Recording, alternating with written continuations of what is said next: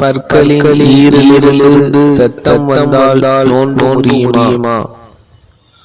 பற்களின் ஈரலிலிருந்து இரத்தம் வந்து அது எச்சிலோடு கலந்து எச்சிலும் இரத்தமும் சரிசமமாகவோ அல்லது எச்சில் அதிகமாகவோ இருந்து இரத்தத்தின் சுவை தொண்டையில் உணரப்பட்டால் நோன்பு முறிந்துவிடும்.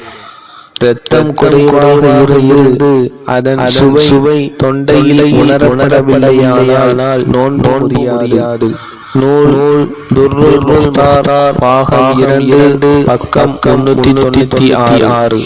அஹ்ஸனுல் ஃபதாவா பாகம் 4 பக்கம் 437.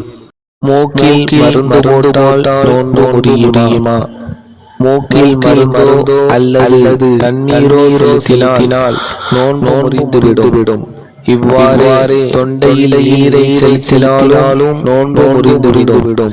எனவே குளிப்பு கடமையை நிறைவேற்ற குளிக்கும்போது வாய் மற்றும் மூக்கில் தண்ணீர் செலுத்தும் போது மிகைப்படுத்தாமல் கவனமாக இருக்க வேண்டும்.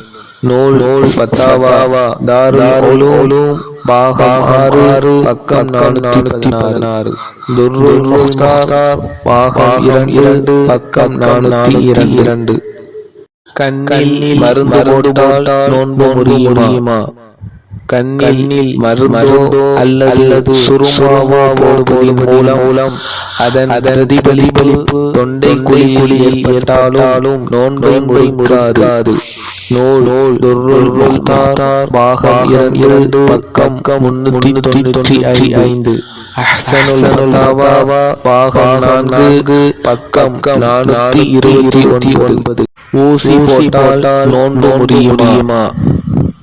நரம்பு மற்றும் சதை வழியாக நோன்பாளியின் உடம்புக்குள்ளே ஏதாவது ஒரு பொருள் உட்புகுத்தப்பட்டால் அதன் மூலம் நோன்பு முறியாது.